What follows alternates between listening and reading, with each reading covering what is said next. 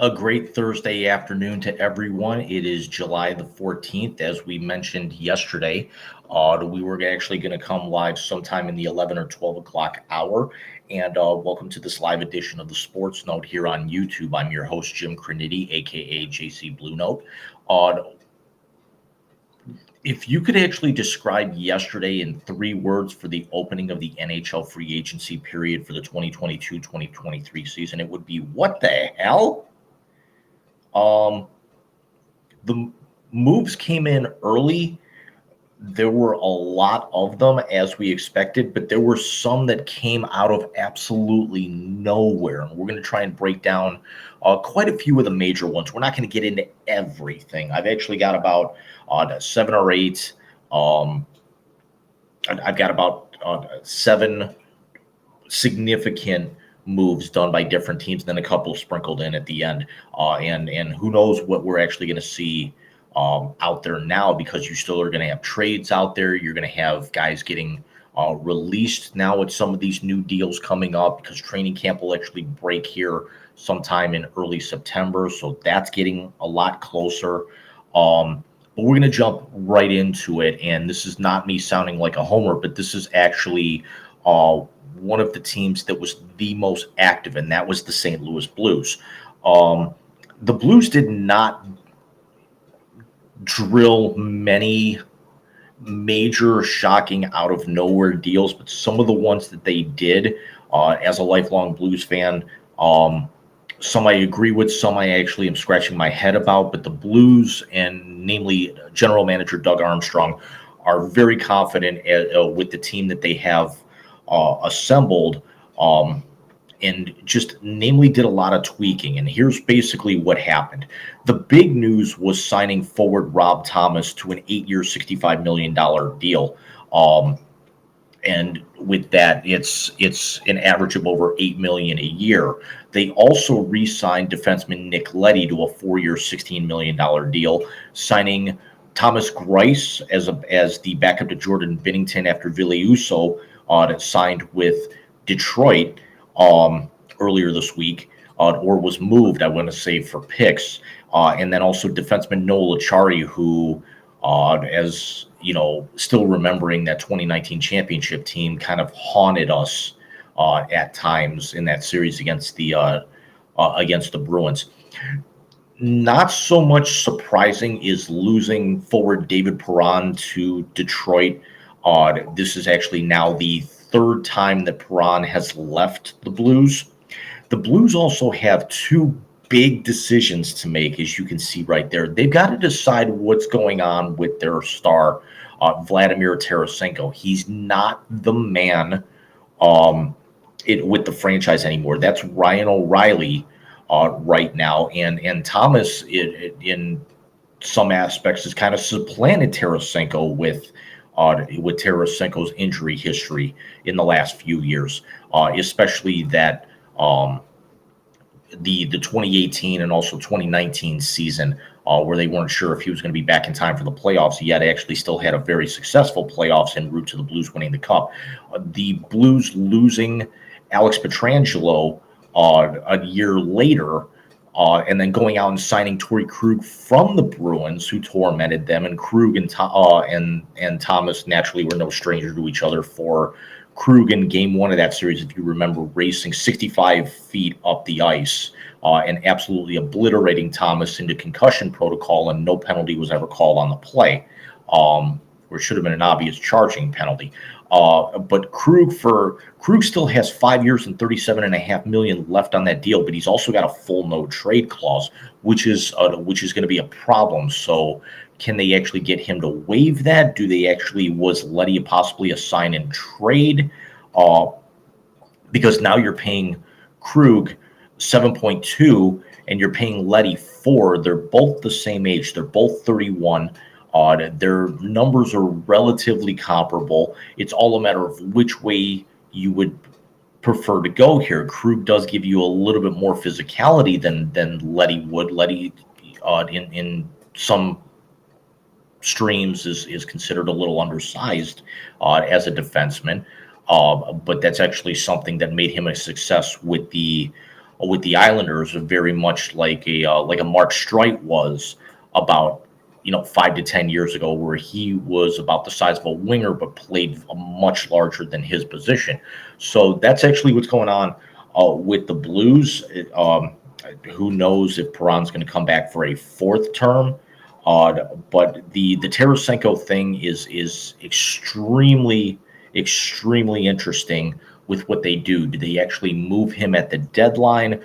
Do they release him with the final year of that contract? You'd figure Armstrong's gonna want to do something, especially with all of the young talent that they have coming up, namely re-signing Klim Kostin, who was their first round draft pick a few years ago. They're expecting Jake Neighbors to at the very least spend a little bit of time with the big club, even if he may end up with Springfield in the AHL for most of the season. But it's going to be very interesting to see, and especially also grabbing a guy like Grice, who's on the back half of his career and trying to run full slate with Binnington. If Binnington falters or kind of has a hangover after he got knocked out of the playoffs with that cheap shot by Nazem Kadri in that second round series against the Avalanche, if he kind of has that concussion or whatever type hangover, does that affect him, and is Grice going to be able to fill the gap until Binnington is able to return back to full strength?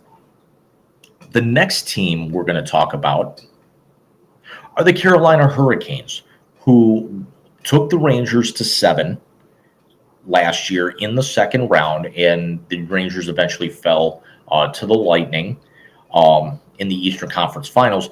But in the span of about 4 hours, Carolina made 2 of the biggest moves. They were easily the top 5 biggest moves of all day yesterday, and that was actually trading some picks to San Jose to be able to grab defenseman Brent Burns, who's coming into a contract year. And it's no secret that Rod Brindamore was looking to add help on the blue line, which Carolina severely lacks. So they're hopeful that Burns, who's much more of an offensive defenseman, is able to start putting some point shots home and help their anemic power play from the back end of the formation. The other move that came in towards the end of the day was them moving on some picks, and I want to say a player to the Vegas Golden Knights to grab forward Patches, aka Patches, Max Pacioretty, and Dylan Coghlan. Coughlin's going to actually be able to going to be a top 6 guy. He might be the second or third line with that. Burns will naturally move up to the first line. Patches, on the other hand, might be a third line, possibly paired up in a second line with how deep Carolina runs. Pacioretty, with his veteran leadership, is going to be able to aid some of Carolina's youth. Coughlin's a good gritty defender who can actually give you a few numbers.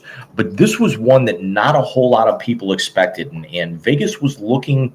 There were rumblings that Vegas was looking to move Patches with the size of his contract, and to see him end up in Carolina, especially after landing Burns earlier in the day. I mean, those are 2 pretty decent sized contracts, and it's obvious that Carolina right now, after getting very close against the Rangers, and was also a lot of people thought kind of going in that they might be the sleeper team to come out of the Eastern Conference, which obviously did not happen. And also they were one of the favorites coming out the year before when Tampa won their second title. And things just did not shape up for them. So really, Carolina's window is closing very quickly. So to be able to go out and do this, that window's only got maybe about another 2 years left in it, and then you actually have to start thinking about, going younger. I don't want to say rebuild with how good Carolina brings up their developmental talent. Next, we're going to actually move on to the Buffalo Sabres. Now, the Sabres did not make very many moves at all, and that's for good reason. And I'm actually going to call the Sabres a winner with this. And it's not my Sabres bias, because also the the stuff behind me. And for those of you that don't know, that was like the game notes, the ticket stub, and the program, and a poster from my first NHL game back in 2018, where the Sabers with Jack Eichel were playing the Tampa Bay Lightning. But the only moves really that the Sabres did of note was going out and signing Lyubushkin from Toronto, who's a big physical forward. Not going to give you a whole lot of scoring, but that's actually not what he's paid to do. He's not a grinder. He's not going to be your Ryan Reeves type. He's not going to be your Matt Tkachuk agitator. But he's going to be able to bring a lot of physicality to the Sabres that they do have, but they've got a lot of finesse guys trying to be physical, and they've also got some very big guys, and also one of those big guys who can lay the body is Kyle Okposo, who's going to be 35 this coming season, and I believe only has one more year left on that deal before he becomes either an RFA or a UFA. But this actually might be something to kind of fill the void in case Okposo gets moved, in case Okposo decides to retire at some point, if he gets hurt during the season. But it's also kind of, coming back a little bit younger. The signing of goaltender Eric Comrie for 2 years, $3.6 million at a naturally a 1.8 AAV is it's basically magic beans at this point. With Comrie, it's the idea that by them re-signing Freddie Anderson to a one-year deal, Anderson is thought of more as a goaltending coach and a mentor at 41 years old than actually the number one. Comrie and Anderson right now is a medium tandem. It's a stopgap, hoping that their skaters can do a little bit more to progress until two of their goaltenders are ready to come up, and really they're kind of banking on Ukko-Pekka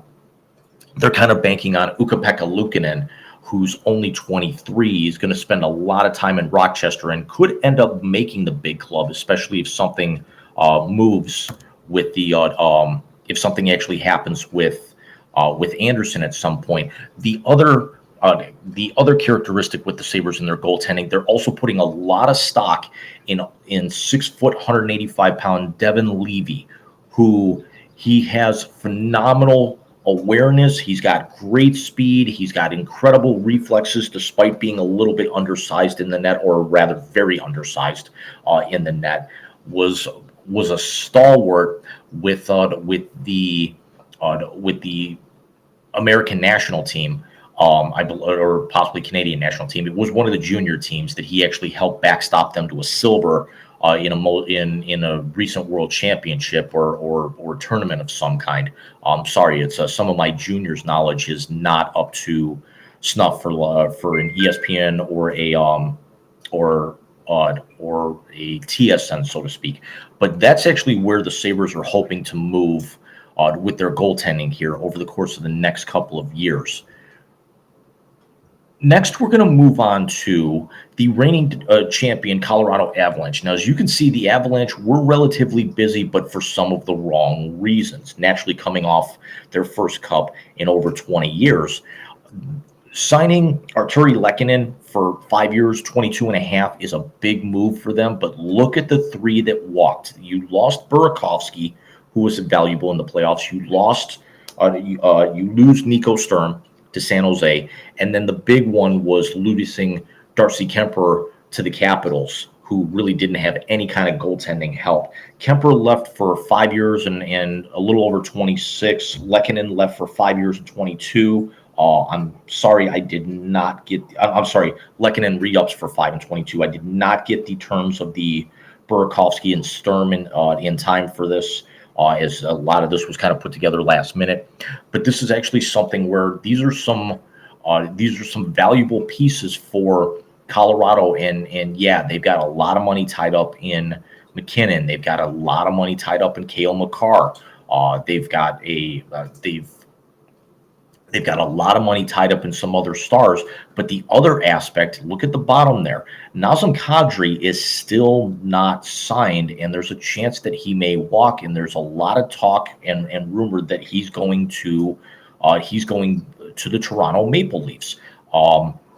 Who knows how first of all how that would work, because Toronto's issue right now is not their physicality, but this is a lot of uncertainty for Colorado, seeing three important key pieces like that and possibly a fourth walk right after a cup and not getting a whole lot of return with this. And I understand that, you could interpret that of me saying Arturi Lehkonen is not a return, but it's not adding equal value for the four that are leaving. You're just adding on to what's there. So I would like to actually see Colorado be a little bit more aggressive with some of the other players out here with this. Next, we're going to move on to the Columbus Blue Jackets, and this is actually where we left. This is why the three words I said at the beginning were, what the hell? Where in the hell did Johnny Gaudreau get linked to the Columbus Blue Jackets very, very late yesterday evening? A lot of the rumors that I was hearing and everything I was seeing on TSN and ESPN and CBS and anywhere, the Score, Sportsnet, a lot of people were talking that Johnny Gaudreau was going to wind up going back home to either Jersey, the Devils, or he was going to end up with the Islanders. The problem is that Jersey, the Flyers, or the Islanders. He wanted to be kind of in that New York metropolitan, tri-state area. The Rangers were not going to land him because of their cap issues. The problem is, and we're going to cover a big move with the Flyers here in a moment. I think you know what the one I'm going to get to. The Flyers, even after making that move, are over the cap, so they could not even. Gaudreau was never going to be in play really for them. But the Devils had just under 23.5 million in cap space. The Islanders only had 11.1. And the problem with the Islanders right now is that you're going to have to pay some of these guys. Like Matt Barzal's only, I think, got one more year left on that deal. And Barzal has actually become the face of the franchise after Jammies, as I like to call him, the trader, left to go home to Toronto a few years back, leaving them high and dry.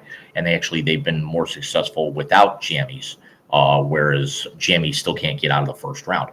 But Gaudreau at 7 and 68.2, that's a 9.5 average for all 7 years of that deal. It also means that a lot of people were saying pay Patty Laine. Laine is still only 24. Laine is still one of the premier goal scorers in this league, but it means that they only have $3.16 million left in cap space. I'm not going to make the Stone Cold joke, even though I just did. But the thing with Laine right now is, and we're going to cover, where could he possibly end up going here? Because he's an RFA. They could sign him to an offer sheet. It could be a sign and trade, even if they go over the cap, and then they could actually end up recouping that if some team picks up a portion of his salary. Also, Columbus signing Jacob Gabranson to shore up their D-line at 4 years and $16 million. That's a 4 average, naturally. So that $3.16 million is after the Gabranson and Gaudreau deal. But I have no idea where Gaudreau got linked to Columbus. I was seeing a couple of rumors out there on some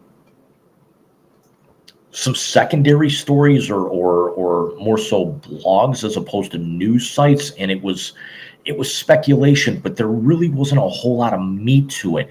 For Gaudreau to go out and make this level of deal and leave Calgary, who were probably the biggest losers of the day, because let's also be honest that the Flames are probably going to also end up losing Matty Tkachuk out of this. So they could end up losing both of their big stars and go into full rebuild after taking, after getting swept out in the Battle of Alberta in the second round last year by the Oilers. But this is actually Could this be something where Columbus maybe tries to take that next step and get into the echelon, or is it something where the East is still just way too loaded with some of the names that are out there?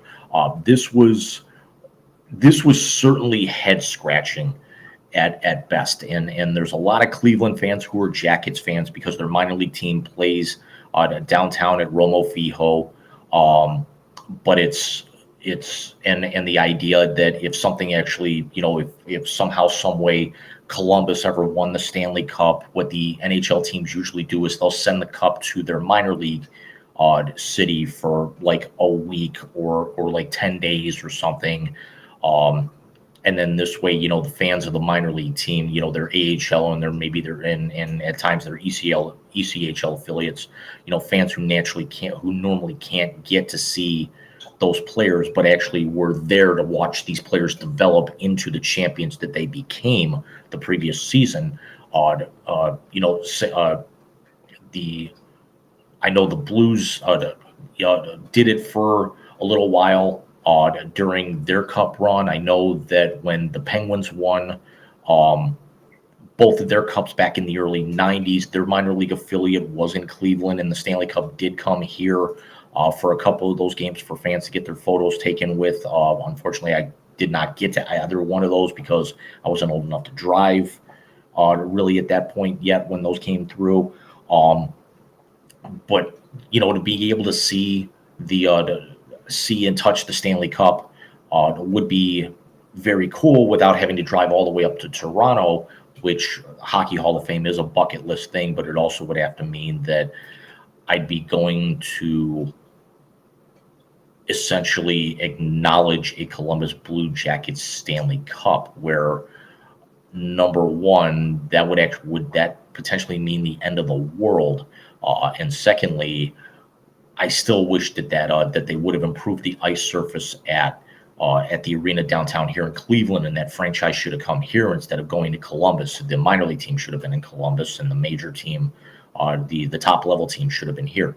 So extremely puzzling here with the Jackets. This one is a C at best for me. Gaudreau's an all-world player, but I'm not sure how this move's going to work out here. Time is only going to tell, though. Next, we're going to move on to the Ottawa Senators, and this is that Philadelphia deal that I meant earlier. After they traded away Claude Giroux to the Florida Panthers, it still did not leave the Flyers any cap room to be able to go out and make a big splash from yesterday at all. So Claude Giroux, at 35, signs a 3-year, $19.5 million deal with the Ottawa Senators to give them a lot of veteran leadership, and they also could do that by moving goaltender Matt Murray. Murray was not going to be the long-term answer. He won 2 cups with the Penguins, but he was not the reason why they won 2 cups, which was the whole argument that I had during the Blackhawks heyday with Corey Crawford. They won cups despite Corey Crawford, not because of Corey Crawford. It was the same thing with the Penguins. They won cups with Matt Murray, not because of Matt Murray. The other big story that you see here with that, kind of tying, the Chicago thing all the way back, is landing Alex DeBrincat from the Blackhawks after giving up a 1 and a 2 in this year's draft, and then also landing a 3 in 24. The Senators were a bottom end type team last year, but they've got enough good young talent with Brady Tkachuk and some of their other players, but namely, Tkachuk is going to be kind of that focal point. But they've got a lot of good young first, second, and third year players, very, very poised to take the next step. They just needed a little bit of veteran leadership, and that's what they hope that Claude Giroux is going to be here, especially also with Alex DeBrincat getting moved, which puzzled the hell out of really anybody, especially in Chicago, which actually brings us to the Chicago Blackhawks. They lose DeBrincat and gain picks. Only signed Max Domi very late yesterday to just a 1-year, $3 million deal. But it also means that Seth Jones, Jonathan Taves, and Patty Kane very, very unsure of their future because Kane and Taves have full no trade clauses. Both are over 33. Um, Jonathan Taves is only got a couple of years left in him. Pat Kane could potentially have 4, 5, 6 more years left in him. Um, and there's a lot of talk that he might want to go play back home, but that actually would mean going to the Buffalo Sabers, where he's going to command a very, very high price tag. But the problem is with the Sabers, they're still on the hook for a lot of money with Jeff Skinner over the course of the next 5 years. I think Skinner's making 10 or very, very close to 10 right now. And they would need, I don't see a scenario where they're going to have Kane, Dahlin, Rasmus Dahlin, and Jeff Skinner all making north of 8 on that roster at the same time, unless they get their goaltending completely shored up to where it's not even a question anymore. That would actually have to mean that that UPL, Usapekka Luukkonen, and or Devin Levy becomes a bona fide number one. But this is very, very unsettling if you're a Blackhawks fan right now. And for those of us who hate the Blackhawks because of their run and also everything that came out with their scandal last year and is still going on, and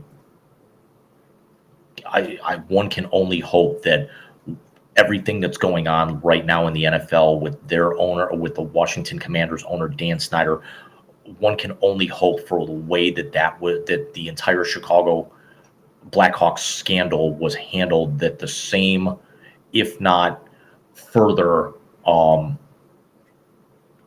don't want to say discipline, but method of operation is done with Rocky Wirtz, Chicago part owner. But this is almost kind of deserved for Chicago, because now this is them kind of reaping all their years of success, because now they're looking to strip everything down and implode it. This is not just a rebuild. This is ripping it completely down to not even the studs, just the screws at this point, just laying out all the parts and trying to rebuild back up from ground zero.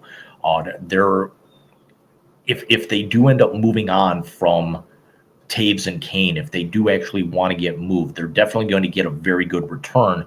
They've got a lot of young draft picks coming up. Moving DeBrincat at only 24 years old was very, very puzzling, because he could have been part of that.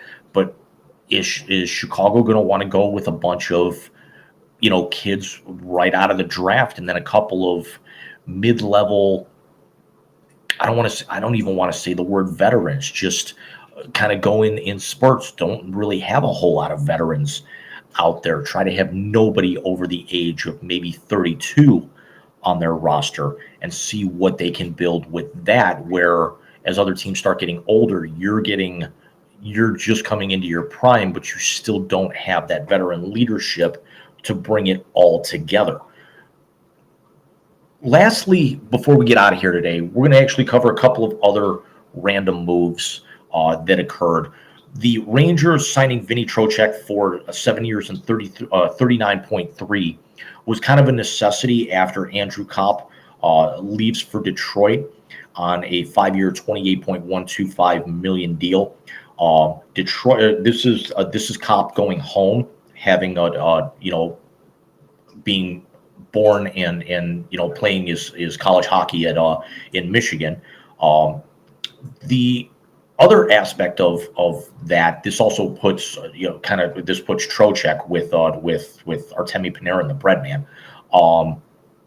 That could be very, very scary, considering they took Tampa to 7 last year. I'm sorry, to 6.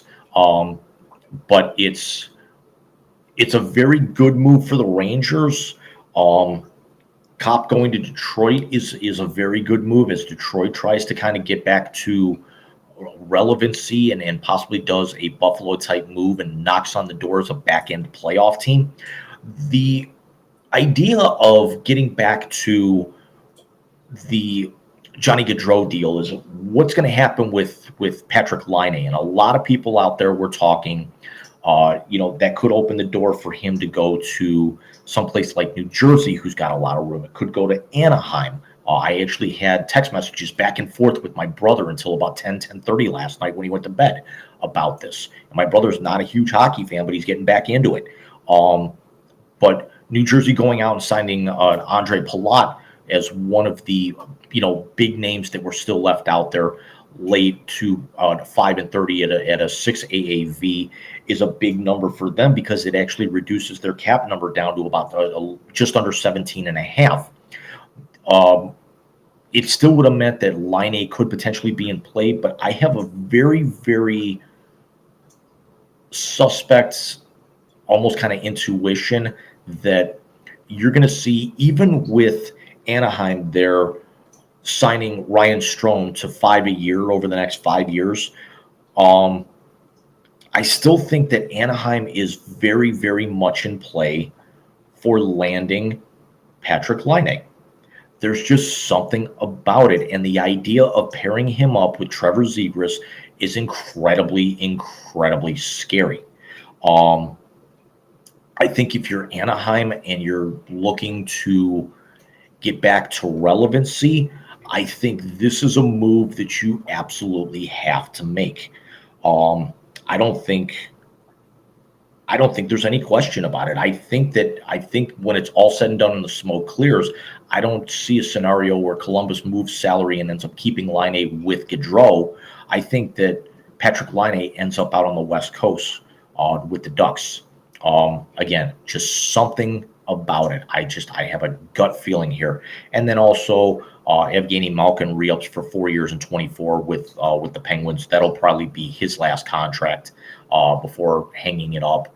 And then, you probably only have a couple more years of him and Sidney Crosby together on not for nothing, not even so much as a Clevelander, but thank God. The quicker those guys can get out of the NHL, the better. Because I'm sick and tired of seeing them every single year and Crosby whining and, Crosby's a top 10, possibly a top 10 all-time NHL player, but there's a reason why they call him Cindy Crosby for absolute just cause. So that was day one. Who knows what the hell's going to happen today? Although we're not going to see probably as many splashes, but who's to say we don't get, some of the trades? We don't see some guys getting released. Watch us go to bed and wake up tomorrow, or even come back next week and actually see like the Blues have moved Vladimir Tarasenko, that something's happened with Patrick Laine. These teams want to get these deals and these big contracts done and moved quick. So this is actually why, even though yesterday was absolutely insane, I still don't think this is over by any stretch of the imagination. So let me know what you guys think down in the comment box below. We will be taping the Wise Guys show tomorrow night, myself and Mike Martinez, possibly with special guest Alex from row 7. We're still working on that. And I'll have more upcoming here, definitely here by the end of the weekend for the Sports Note with our normal blogs. So take care, everyone, and enjoy the remainder of free agency.